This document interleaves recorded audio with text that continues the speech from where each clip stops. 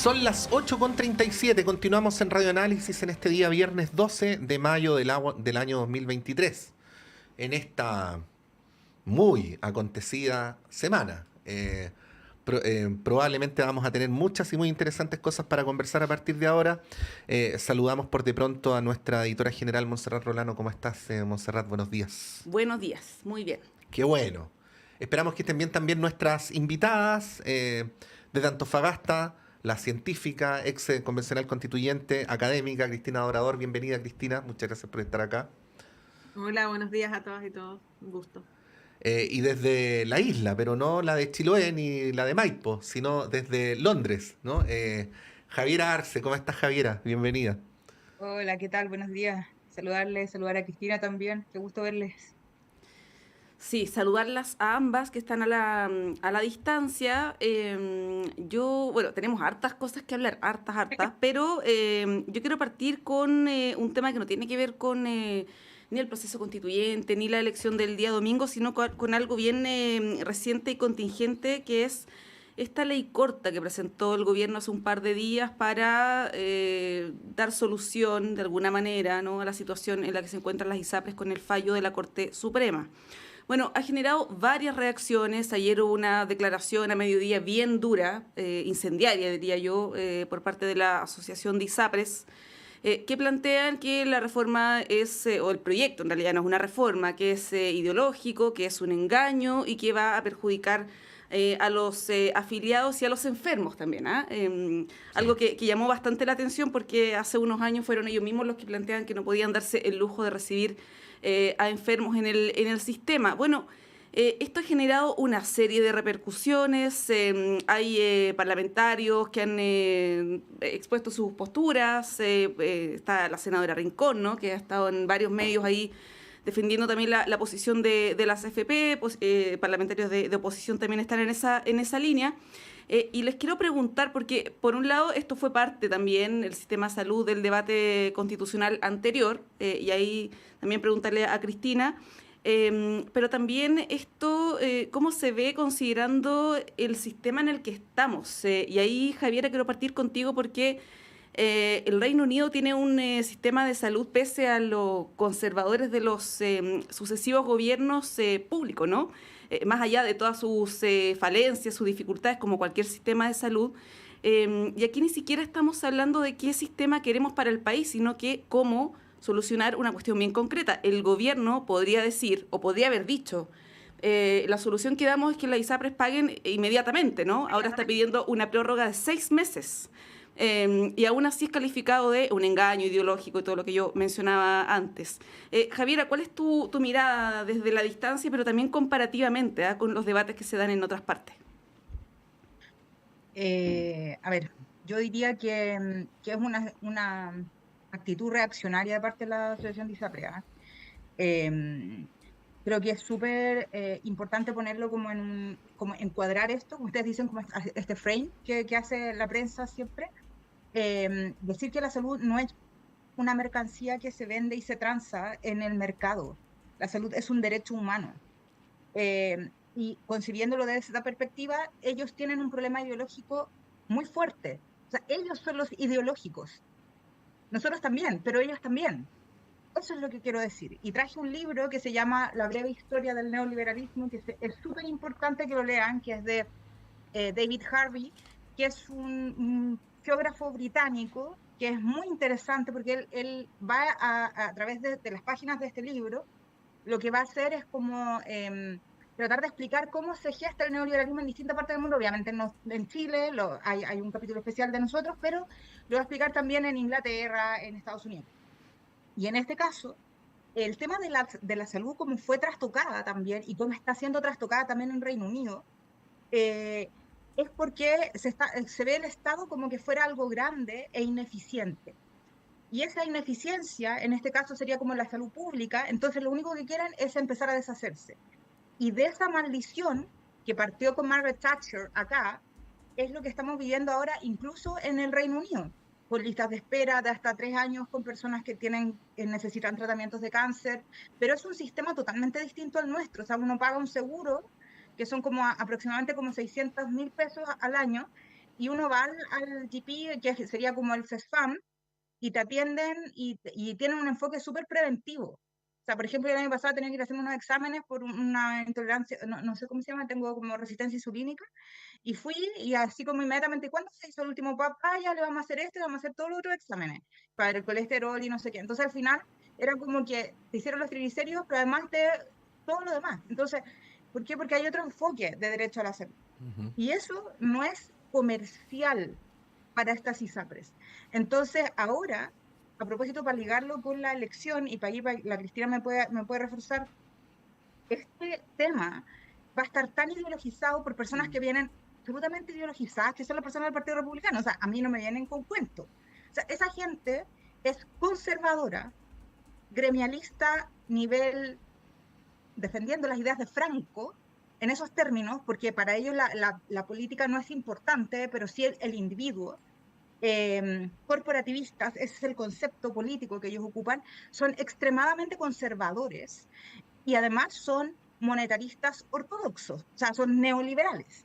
Entonces, y acá, o sea, esa es una ideología que ellos tienen, que ellos nos tratan a nosotros de ideológicos, pero ellos son más ideológicos. Y lo que hace la Asociación de ISAPRES es definitivamente una vergüenza totalmente ideologizada, basada en valores radicales del neoliberalismo espantoso, de lo peor, ultranza.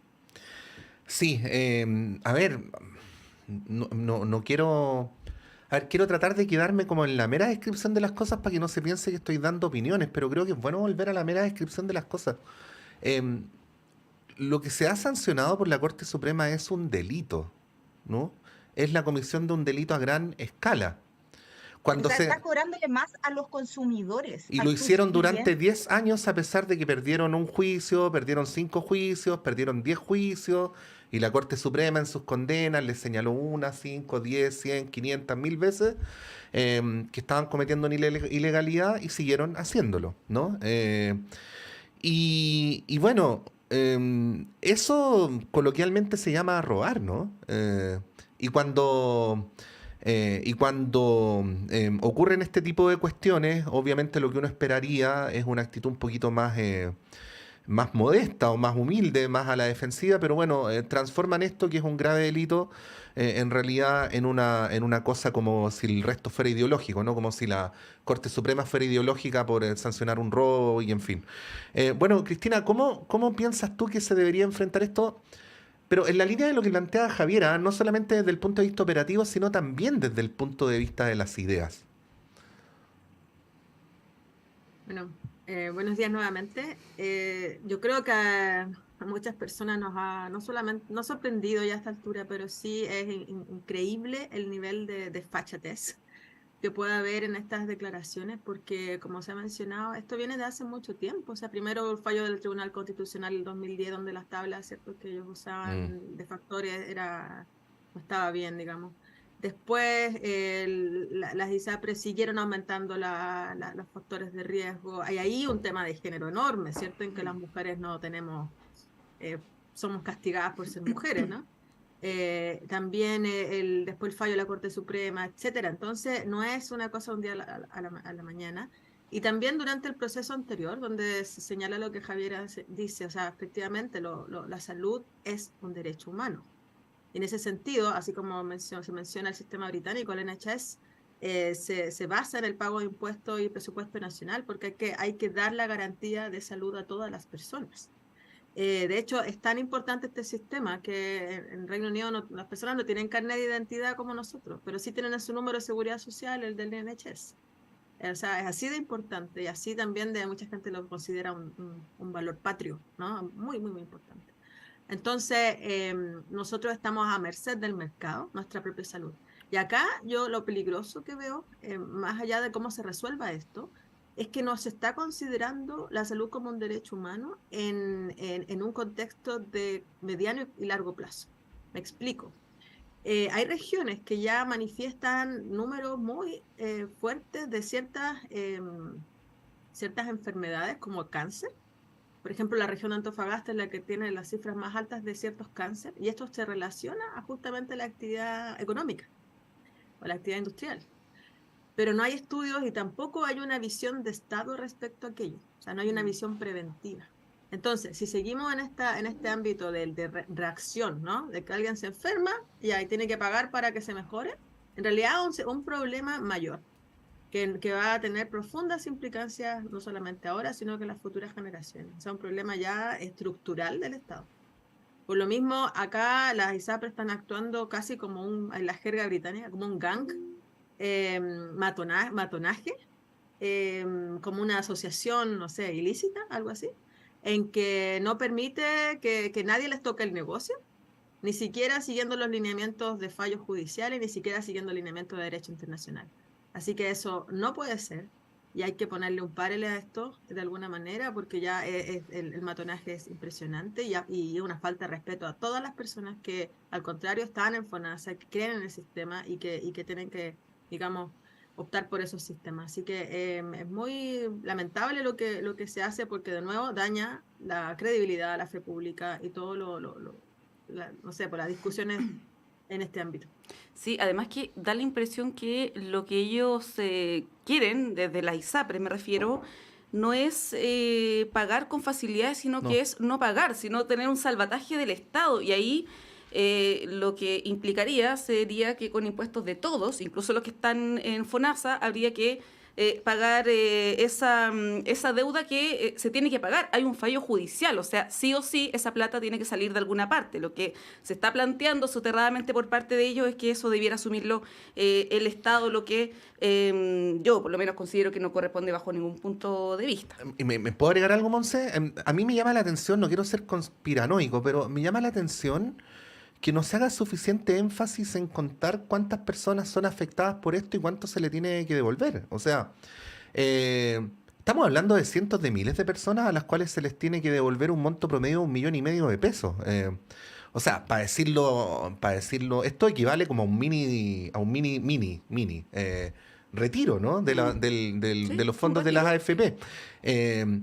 Y yo me imagino que si todas esas personas supieran realmente en qué consiste esta situación, probablemente saldrían a la calle a presionar al gobierno que haga cumplir el fallo de la Corte Suprema lo antes posible.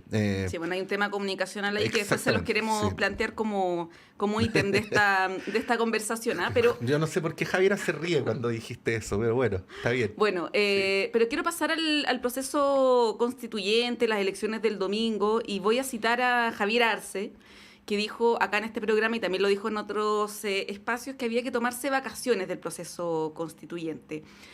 A la luz de los resultados, con el Partido Republicano liderando, ¿no?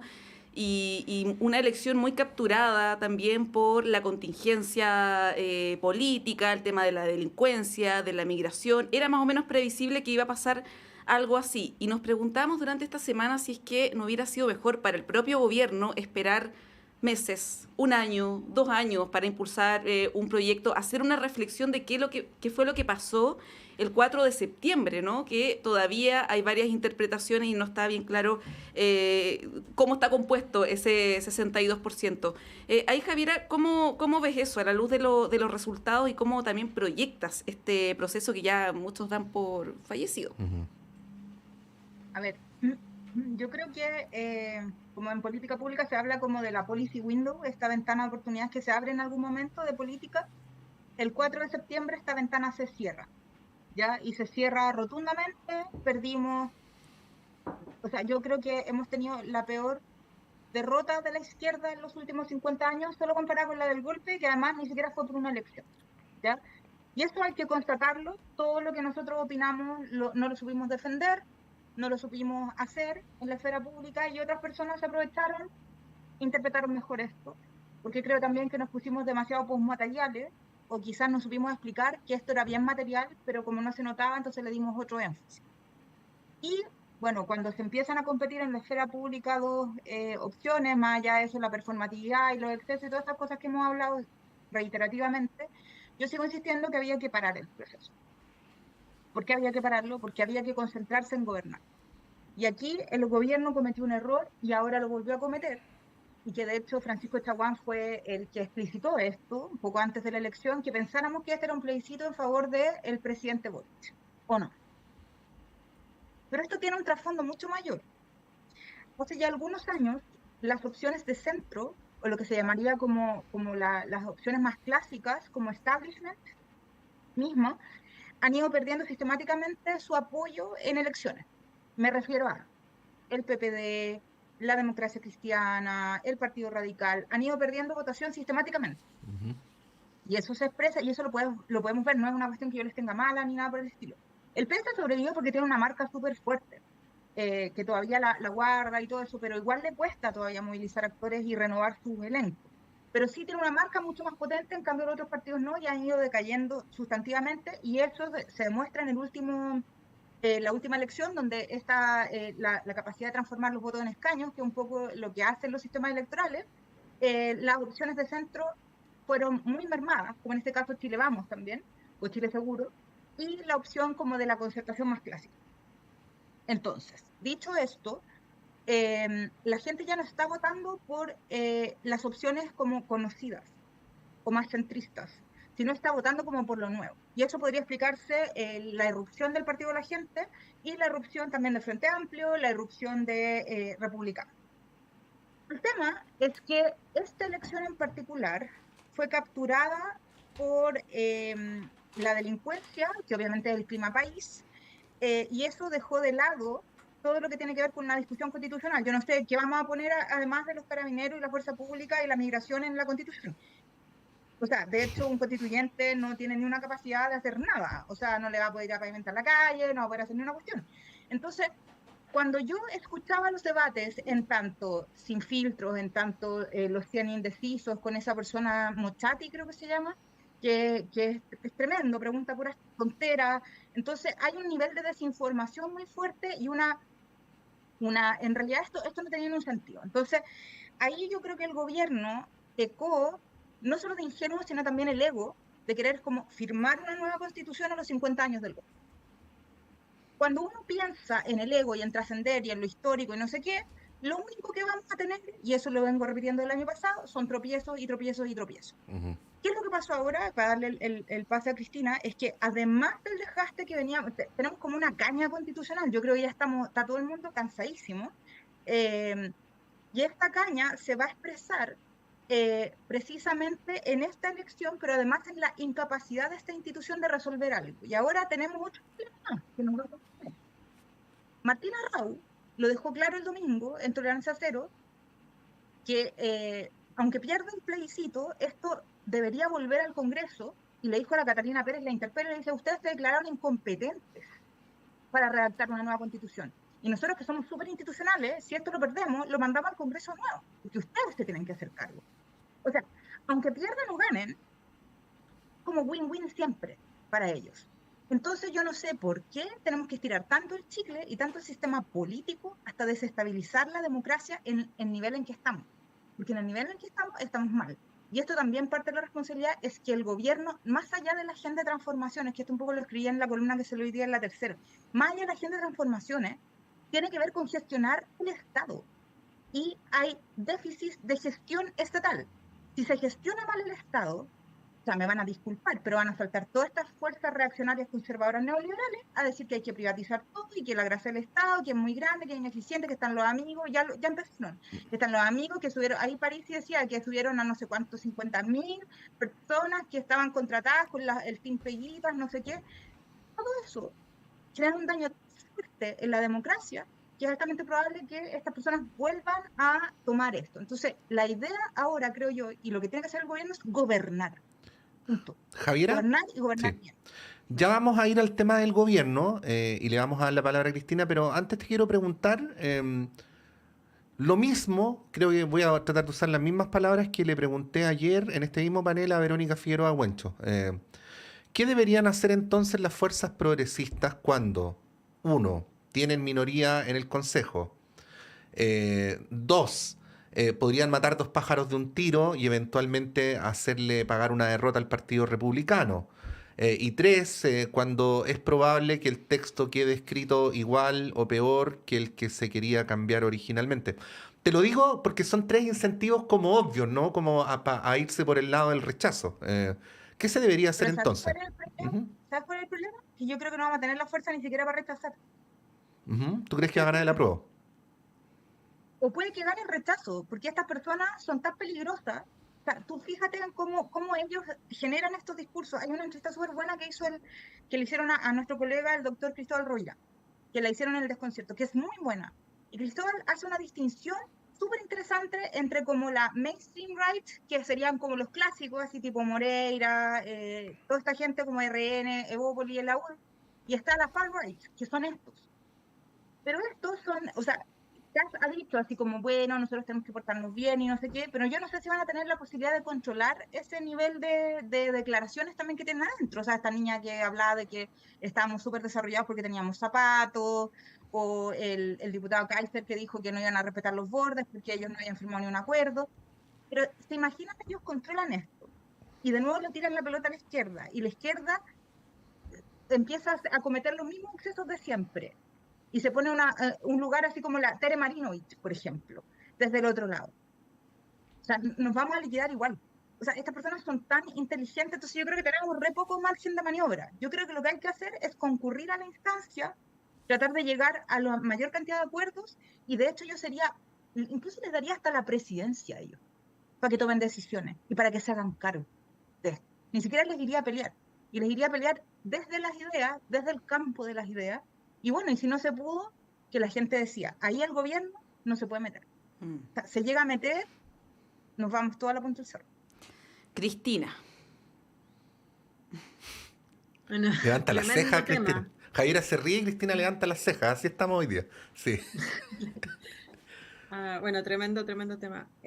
Bueno, sin duda estamos en una situación muy compleja, o sea, complicadísima. Yo creo que acá hay una...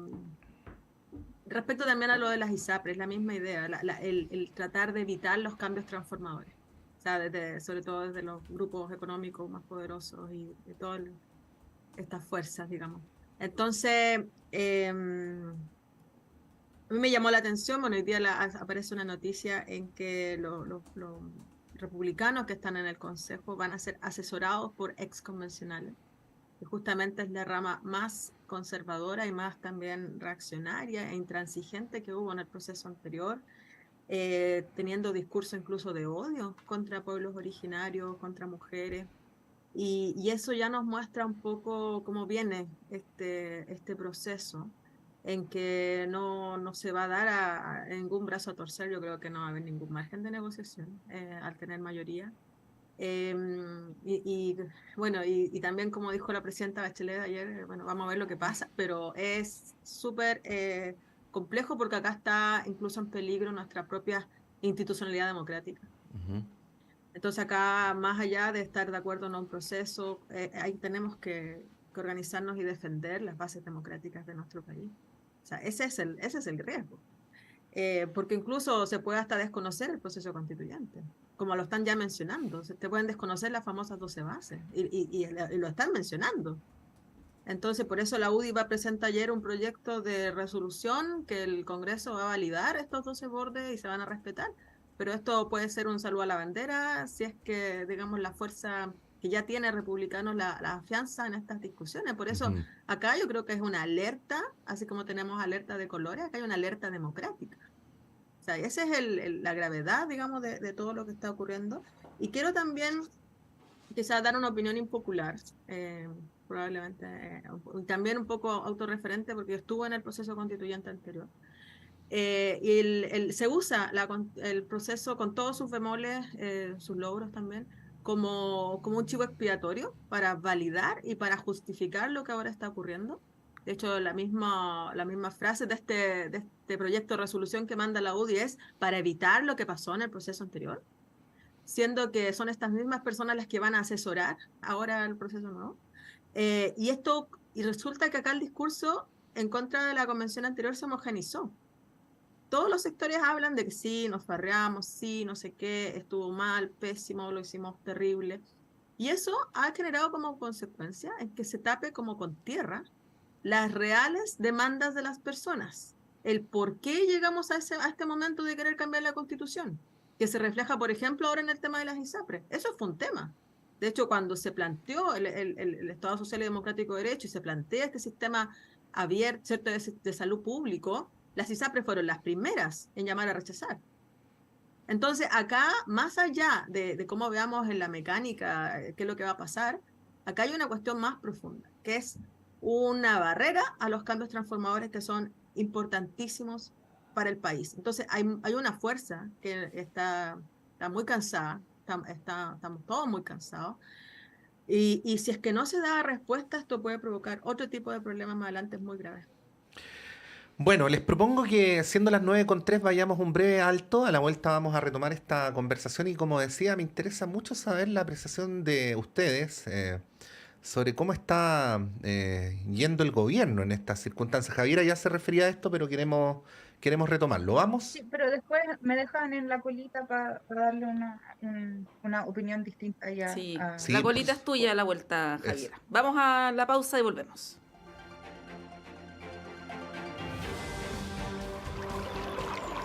Aguas Trayén o Cascada en Mapudungún es la mejor agua purificada con tecnología de última generación. Para más información, visite su página web www.aguastrayen.com.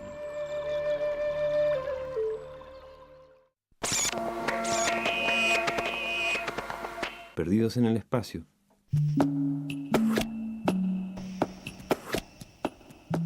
Tanta música nueva y tan breve la existencia para darse cuenta.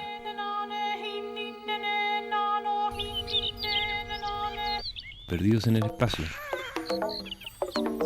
Lunes, 22 horas. Radio Universidad de Chile te invita a escuchar los miércoles a las 20 horas Diálogos, un programa del Instituto de Chile, conducido por Fernando Lolas, académico de la lengua en la radio que piensa. Diálogos, un programa para la promoción del cultivo, progreso y difusión de las letras, las ciencias y las bellas artes.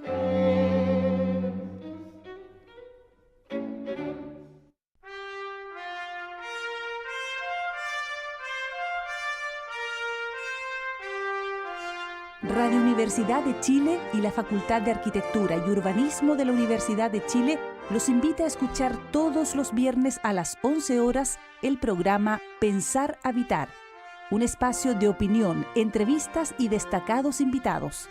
Pensar Habitar es patrocinado por la Facultad de Arquitectura y Urbanismo de la Universidad de Chile. Conduce el arquitecto Max Aguirre González. Pensar Habitar, todos los viernes a las 11 horas en la radio que piensa. Radio Universidad de Chile te invita a escuchar cada miércoles a las 16 horas Rocadictos. Un espacio donde te enterarás de terremotos, sequías, erupciones volcánicas, aluviones y todo lo que ocurre en torno a las ciencias de la Tierra en nuestro país y el mundo. Todo eso es motivo de conversación en Rocadictos. Académicos y académicas de los departamentos de Geología, Geofísica y del Centro de Ciencias del Clima y la Resiliencia de la Universidad de Chile se reunirán cada miércoles a las 16 horas para explicar estos fenómenos y responder tus preguntas. Rocadictos, miércoles 16 horas por Radio Universidad de Chile, 102.5 FM y radio.uchile.cl.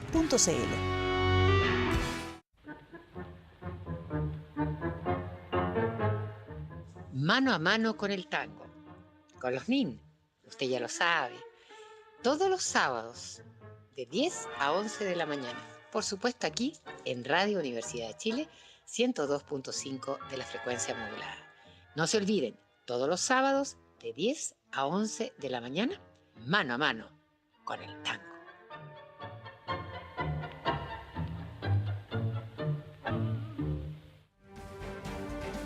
El Departamento de Prensa de Radio Universidad de Chile trabaja para mantenerlo informado. Radio Análisis, una transmisión conjunta de las radios que piensan.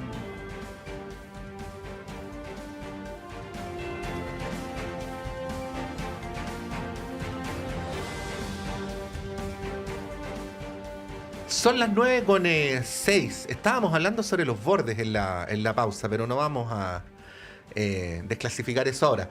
Lo que sí es importante es que antes de pasar al tema del gobierno, Javiera quería hacer referencia al final del bloque anterior. Javiera. Sí, yo no quiero polemizar con Cristina, yo creo que había muy buena intención en la participación en la convención y todo lo que trataron de hacer, pero esto es como una metáfora que escuché el otro día en la Cosa Nostra, que, que Paulsen la puso, parece, y Mayol, que esto no es como jugarse un partido de fútbol dentro de un campeonato, sino que era como la final, y no había una segunda oportunidad para quedar bien. Entonces, cuando tú no tienes la responsabilidad política de darte cuenta de eso, y de pensar que estaba la esperanza de todo un país, de un 80% de personas que votaron a favor de cambio constitucional y a favor de generar un nuevo órgano constituyente, y yo con mucho respeto lo estoy diciendo, Cristina, por favor, que no se malentienda. Eh, Creo que ahí es donde fallamos. Yo creo que a la convención le faltó política, le faltó un montón de estrategia, pero un montón de estrategia, porque yo creo que los cambios sí se pueden hacer, pero necesitamos a todo el mundo y sobre todo necesitamos ver si es que hay una grieta al frente que podamos traspasar y podamos hacerlo. Lo digo por experiencia propia porque me tocó tramitar la paridad de género, me tocó tramitar reformas políticas como por ejemplo la reforma del sistema electoral binominal y el apartado de la ley de cuotas. O sea, tengo experiencia en esto y sé y trabajo con ciertos sectores de la derecha y las conozco. Cuando tú cancelas a la gente, no la dejas hablar con cuestiones mínimas y no escuchas, la democracia se empieza a quebrar, la capacidad de diálogo se empieza a quebrar. Yo sé que hay sectores de la derecha que no se puede dialogar y que lamentablemente son los que ahora tienen la batuta y eso lo reconozco y estoy de acuerdo. Y sé que también, y en eso también estoy de acuerdo con Cristina, que hacer cambios es muy difícil, sobre todo con una élite política que siempre tiende a estar súper polarizada y como enquistada en sus espacios. Pero siempre hay una grieta que uno puede abrir ahí a través de llegar a mínimos consensos, porque ese otro no es tu enemigo. Yo no me refiero a republicanos, que vamos a ver con qué ánimo vienen, pero sí me refiero a las personas de Renovación Nacional, sí me refiero a las personas de Bópoli, que son personas que son súper dialogantes. Y de hecho hasta ahora gente como de mi generación está tratando de confluir en otros espacios de los que estamos estudiando afuera para poder repensar este país y poder empezar a juntarnos en espacios comunes también. Quizás desde nuestra diferencia, pero el tema es mirar más allá. Y lamentablemente asumir esa responsabilidad, yo de verdad siento mucho que todo el mundo los ataque y le hayan faltas de respeto, porque he visto cómo te sacan la mugre. Yo también tengo que tener un candado en Twitter porque ya no soporto más el nivel de groserías y ordinarieces que me llegan a insultos.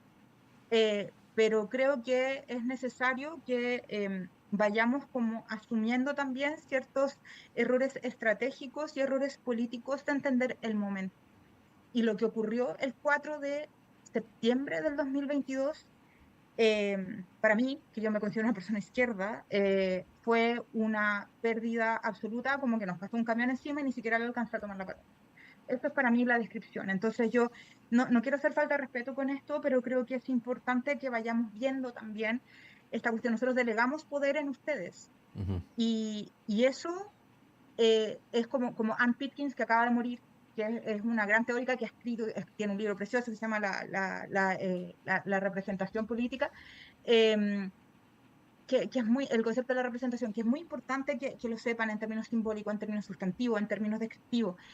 Por eso nos jugamos por una paridad, nos jugamos por pueblos originarios, nos jugamos por hacer un órgano de las características más inclusivas que pudiésemos. Y eso me costó el doctorado en otra universidad donde yo quería hacerlo. Entonces, es súper fuerte como los costos que tuviste que pagar también personales para ayudar en esta cuestión.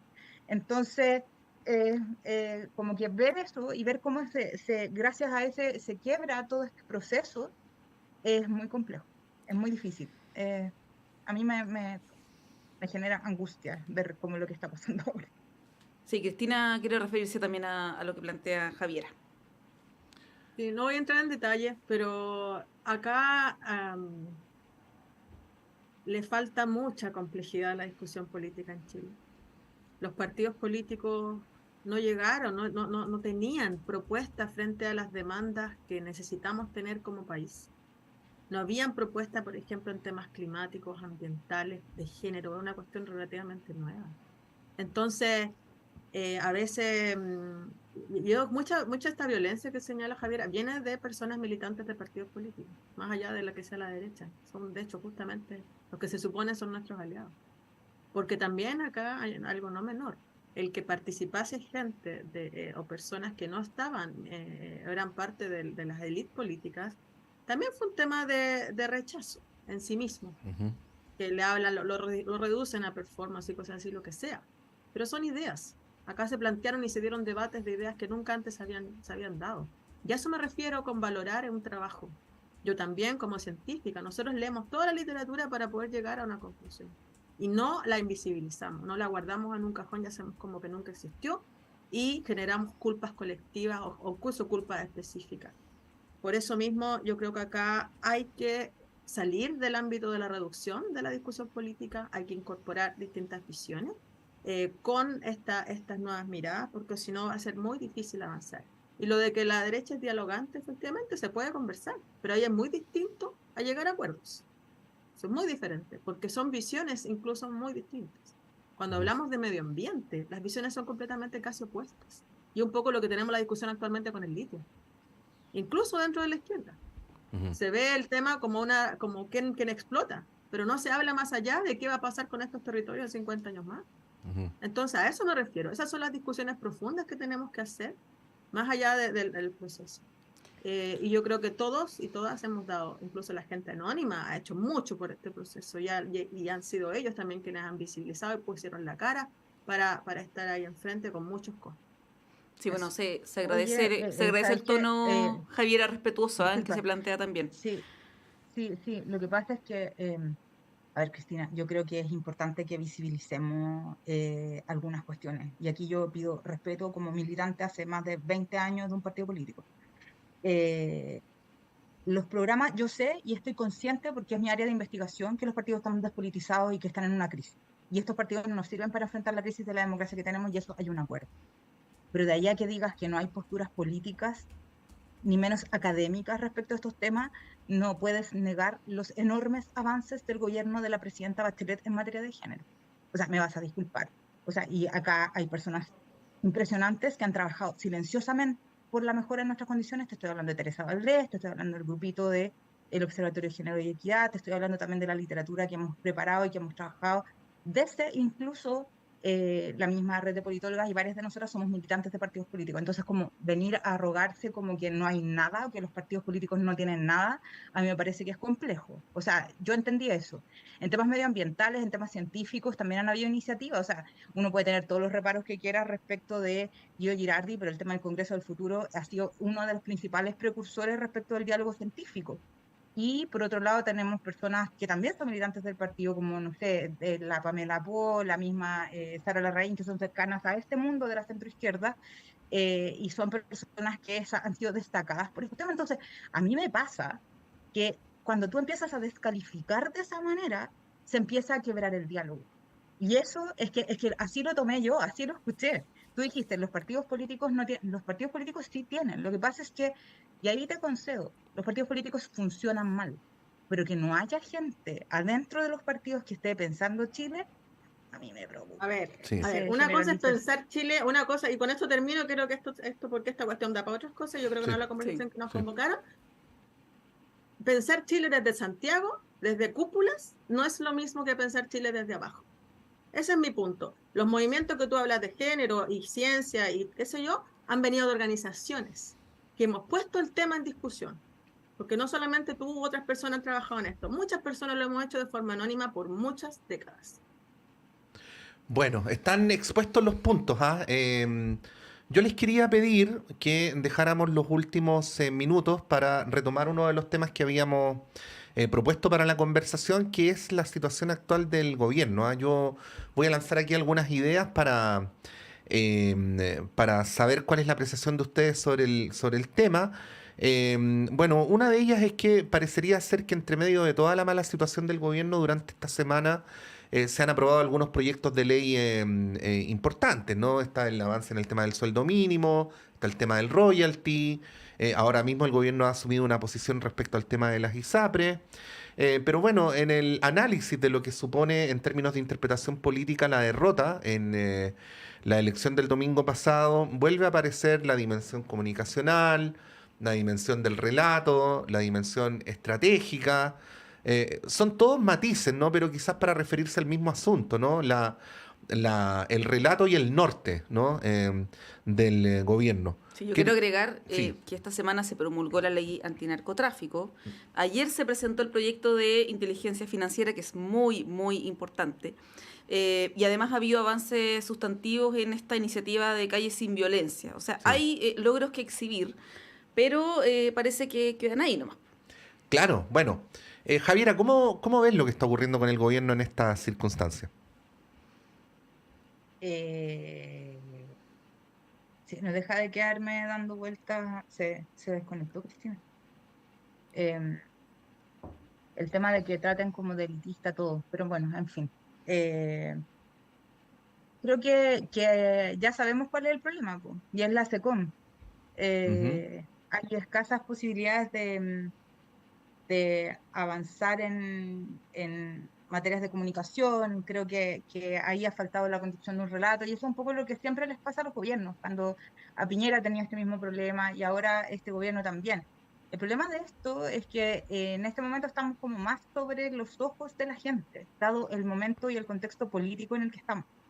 Entonces es muy importante que se vayan como generando quizás estrategias de avance, porque claro, se muestran avances, pero el problema es que hay percepciones que son como de una debilidad estatal o de una debilidad política o de una falta de gestión pública en ese sentido. Entonces eso un poco también es parte de este porcentaje, este 35% que vimos de republicanos respecto de cómo estas personas han ido aprovechándose de este vacío comunicacional y también de ciertos vacíos también en la gestión pública y la ineficiencia. O sea, por ejemplo, hay un tema que a mí me preocupa, que viniendo del proceso y de las reformas educativas, uno de los peores desempeños de los ministerios es el Ministerio de Educación.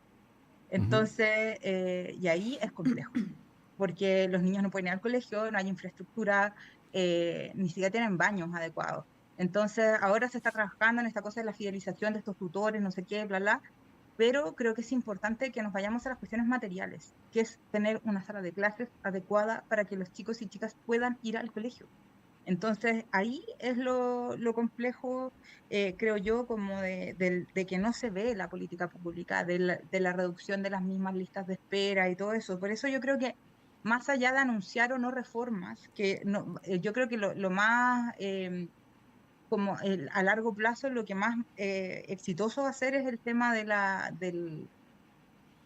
reforma de pensiones, creo yo, porque tenemos una ministra del Trabajo que es fenomenal y que logra sacar acuerdos en llama, pero, y tenemos un equipo además en todo el ministerio, la subsecretaría del Trabajo ahí con Bocardo, que son gente súper interesante además para trabajar, pero del resto de las reformas o las grandes medidas, yo creo que andaría haciendo un updating ahí, una actualización respecto a esto. Sí, ahora ahí uno se pregunta también, Javi, si es que el tema pasa por Pablo Paredes, para personalizarlo, para la gente que trabaja también ahí en la El SECOM, cargo, claro. que ha sido además, que ha sido reforzada la SECOM en las últimas semanas con gente proveniente del bacheletismo, bueno, gente a quien conozco, por cierto, y tengo muy buena opinión, pero ¿tiene que ver con eso? ¿Tiene que ver quizás con estilos? Por ejemplo, hablábamos en la semana si el estilo de Camila Vallejo en este momento del gobierno es el más adecuado. Lo comparamos con Pancho Vidal, obviamente es como lo opuesto, ¿no? En términos de la serenidad con la que habla la vocera, bueno. Y esto también de no solamente mostrar lo que se está haciendo, sino que evidenciar lo que hace el otro sector, ¿no? La vereda del frente. Por ejemplo, en salario mínimo esta semana fue muy evidente, el Partido Republicano votó en contra, ¿no? Por una cuestión que es muy importante y muy sentida también para la mayoría del país. ¿Cómo ves eso en términos de estilo, de las formas de comunicar por parte del gobierno? Porque no se pueden quejar, o sea, salen en los noticieros, salen en la radio, todos los días tienen actividades de prensa, pautas, como decimos los periodistas, Monsalve, la ministra Toá, en fin. Pero eso parece que no hace sentido a la población, por lo menos a la luz de las encuestas, ¿no? ¿Qué falta? Política, eso falta, política, yo creo. Ese es el problema. Yo creo que Camila, la ministra Vallejo, tiene una capacidad súper interesante y es muy buena comunicando, pero la SECOM no funciona bien. O sea, tiene un problema de comunicación, pero ese es el problema como del relato del gobierno. Y creo que también, a propósito de lo que se va a ver ahora, que probablemente vamos a ver hartas volteretas del Partido Republicano, también ha sido inconsistente en términos de relato el mismo presidente. Entonces yo creo que ahí está complicado. Entonces, ¿cómo hacer para no darle tanto comidillo a que te critiquen por tonteras, pero que te critiquen por lo fuerte? O sea, si te van a criticar, que te critiquen por tus ideas, por tus propuestas, pero no sé, porque te quedaste atrapado en un resbalino, porque se te salió un zapato, todas estas cosas que esta chimuchina horrible que uno ve por redes sociales. Y concentrarse en lo importante.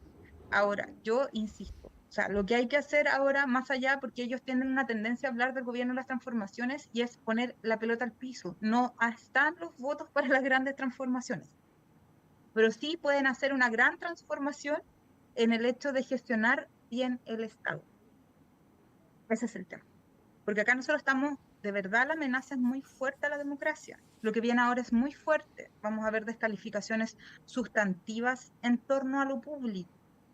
Más allá de este cálculo que les mencionaba al principio, que tenía que ver con París y que estaba diciendo todo el tiempo que eran muchas pegas, que esto, no sé, 50 y tantos mil millones de no sé qué, bla, bla. Todo eso es una exposición a la cual se van a enfrentar en el futuro. Y por lo tanto, la única forma de poder ir acallando esto y poder tener o darle cierta solidez también a la democracia es que las instituciones funcionen, es que el Estado funcione, que nosotros entreguemos o que el Estado entregue los servicios necesarios. Y para eso se requiere también una pata súper importante en materia de comunicaciones. Yo no sé si es Pablo Paredes que no entiende esto, quien le falta, no sé, una visión más estratégica o darle quizá a lo mejor cierto contenido político a esto. Yo no soy experta en comunicaciones, pero sí soy experta en relato, o sea, sé cómo construir un relato político, una idea, Sí. y creo que ahí es donde falta, eso como que le falta un poco como de consistencia política, pero esto tiene que ver también con una cuestión de fondo, que si tú quieres generar un gobierno con dos coaliciones, creo que tienen que tener, o por lo menos compartir, un horizonte a mediano plazo. Entonces, eso yo creo que es lo que no existe. No sabemos para dónde vamos, eso. Exacto. Si no existe ese horizonte, estamos medio fritos, porque eso va a tener un impacto en todo lo que tiene que ver con la misma gestión de comunicaciones del propio gobierno. Déjame decirte algo, Javier, al respecto. A ver, lo digo como periodista también. En rigor es difícil separar lo comunicacional de lo político, porque son dos dimensiones de lo mismo, ¿no? Entonces uno hace el ejercicio para efectos de poder llevar a cabo un análisis. Las situaciones que mencionaba Montserrat, proyectos de ley que se aprueban, que son ganancias, que van a beneficiar a muchas personas, que podrían permitir sacar a la pizarra también a los adversarios políticos. Son asuntos que me parece que dependen muy directamente de la estrategia comunicacional, ¿no? O sea, uno como periodista ya tiene un cierto entrenamiento para darse cuenta cuando circula una minuta, ¿no? Cuando muchas personas simultáneamente empiezan a reproducir las mismas ideas fuerzas, que era una práctica muy habitual en el gobierno anterior y que por lo menos en el último tiempo, se ha ido abandonando. Pero está esa otra dimensión que tiene que ver más bien con las definiciones políticas y la manera de ponerlas en palabras, porque voy a poner este ejemplo, ¿no? Cuando se dice, somos un gobierno ecologista, ¿no? ¿Qué quiere decir eso más allá de la definición? Escazú, muy bien, Ventanas, muy bien, pero luego tenemos los bronces, ¿no? Y la Estrategia Nacional del Litio, claro, que se van a pitear no sé cuántos salarios. Claro, entonces claro. No hay mucha coherencia. Eso. Esa dimensión, ¿cómo la ves? Porque ya de eso no se le puede echar la culpa a Pablo Paredes, para decirlo así como gruesamente, ¿no? sí es súper delicado cuando uno asume ciertas marcas, ¿ya? Y después se diluyen. Hay un autor que es de apellido Lupus, que trabaja este tema que se llama como la dilución de la marca. Pues tú tienes, por ejemplo, una marca como de los trabajadores, pero no tienes trabajadores dentro de tus filas o dentro de tus liderazgo. Entonces, y se van diluyendo estas marcas. Es súper interesante. Y ahí por eso hay que tener mucho cuidado con la comunicación política. Si tú dices voy a hacer un gobierno ecologista, tienes que tratar de ser lo más coherente posible y que ser ecologista. Y en el mismo caso, entonces, como que yo creo que más allá de ponerse marcas o no, y también yo creo que partieron con este tema como muy, como uno lo ve, como muy, todo era histórico, todo era rupturista, todo era nuevo y como no sé qué, y ahora lo que estamos viendo también es nuevo y es histórico, o sea, la derecha nos pasó encima, la ultraderecha, y como que también tenemos que asombrarnos porque es histórico. Entonces, creo que ahí hay que tener cuidado, y ahí ustedes como periodistas son mucho más expertos que yo en estos temas de cómo uno genera los términos de confrontación primero, sobre qué, y lo segundo es cómo nos vamos definiendo. Entonces yo creo que el abuso de marcas, como tú mismo referías, Pato, es súper, eso fue como lo que le jugó en contra finalmente. Entonces hay como un vaciamiento además de concepto, pero eso es muy propio de la política. O sea, yo diría que es una generación súper exitosa en términos de ganar elecciones, pero es poco exitosa en términos de mantener un proyecto político porque no lo tienen. O sea, el proyecto político era como desbancar una generación y lo hicieron, y fueron exitosos y bravo, yo los aplaudo por eso. Pero el problema es cómo mantener el poder y cómo verlo desde esa perspectiva. Y ahí yo creo que es la principal falla, porque no sabían cómo funcionaba el Estado y no tenían mucha idea qué hacer respecto de qué pasaba si perdía la Constitución.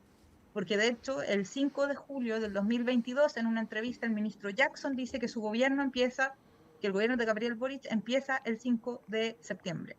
Entonces, eso se transformó en un gatillante para movilizar un montón de personas que no querían que esto funcionara, además de los déficits gubernamentales que eran evidentes, tanto en la gestión de la exministra Siches y un montón, en la misma gestión del ministro Jackson, era súper evidente que esto iba hacia abajo. Entonces, ahí hubo también problemas de cómo manejar esta expectativa, la incertidumbre, etc. Entonces, yo creo que no sé, no estoy para dar consejos, no doy consejos gratis, pero creo que es súper importante que si se van a generar o si quieren solucionar este problema, es un problema de carácter político, y esto requiere más allá de aglutinar personas, como hacer un aglutinado, en vez de un conglomerado, es súper importante que vayamos viendo o que se vayan viendo ellos cuáles son las prioridades de aquí a 3 años más, que todavía queda un montón de gobierno. Sí, pues las mujeres ya no lloran, las mujeres facturan, ¿ah? Diría la filósofa Shakira. Y, claro. Bueno, me acordé a propósito de lo que está diciendo Javiera del episodio de Isquia Siches en Temuco, que creo que es muy sintomático, ¿ah? Respecto de lo que estamos, representativo, respecto de lo que estamos hablando. Bueno, Buenchumilla también hablaba de eso más temprano, hablaba de idealismo juvenil. Bueno, y el martes cumplimos un año en estado de excepción. Sí. Bueno, lamentable, súper lamentable. Sí, pues, se nos quedaron temas en el tintero. Lamento que se haya desconectado Cristina, porque les iba a preguntar por la paridad, ya que desde Chile Vamos que están anunciando que van a rechazar a la comisión experta una norma de paridad.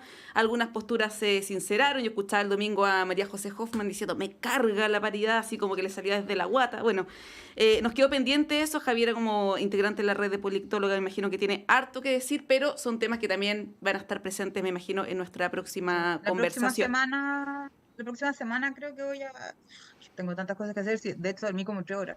Estoy con la tesis hasta el cuello, así te juro. Así como que tengo pesadillas. Pero la próxima semana voy a estar, yo creo, con Julieta Suárez vamos a estar haciendo una evaluación de esto en CIPER, de las cuotas. Y después pueden invitarme si quieren, sí. Bueno, si no es tanta polémica, no sé qué pasó. Yo traté de ser educada, no sé, todavía como que estoy como con un gran signo de interrogación con esto. Pero bueno. Sí, bueno, son cosas que pasan en directo.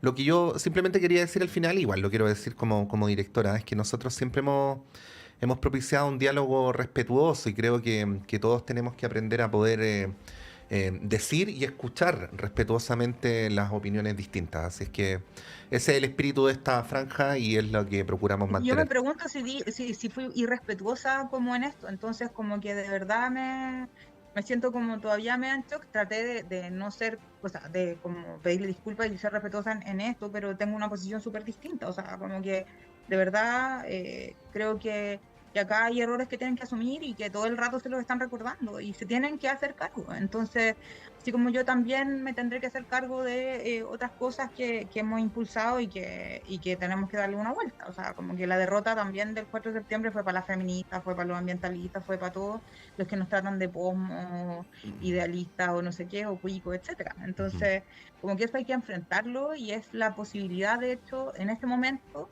estando en este espacio, de generar estrategias para poder y escuchar un poco más fuerte a la ciudadanía también. Entonces, la política es una cuestión, un acto de humildad, y yo creo que ahí también los partidos han pecado súper mal, pero también estas otras personas que se perdieron la final de fútbol, como el maracanazo, no sé, como eso. Entonces, yo creo que ahí hay que asumir ciertos errores también. Pero yo no sé si fui muy respetuosa, después me cuentan si... Sí, tranquila, Javiera. Vamos a conversar por interno como lo hacemos siempre, pero bueno, vuelvo a insistir, son percepciones, son cosas que pasan al aire, y yo vuelvo a insistir en el punto, si es que cuando hubiera irrespetos, nosotros no los permitiríamos. Sí, ¿no? así que no te preocupes por ese lado, Javiera. Sin embargo, también uno va a tratar de escuchar y empatizar otras percepciones que puedan haber sobre lo que ocurrió, ¿no? Que es lo que vamos a conversar. Quiero nomás terminar de decir al aire para no agrandar más el episodio que valoramos muchísimo el aporte de Cristina Dorador en este espacio y valoramos muchísimo el aporte de Javiera Arce en este espacio. Javiera, 1.000.000 de gracias, que estés muy bien. Que tengas buen fin de semana, no sufras tanto con la tesis y nos encontramos en la próxima. Que estén bien, chao. 9:34. Vamos a un breve alto y continuamos con las conversaciones en este radioanálisis de día viernes.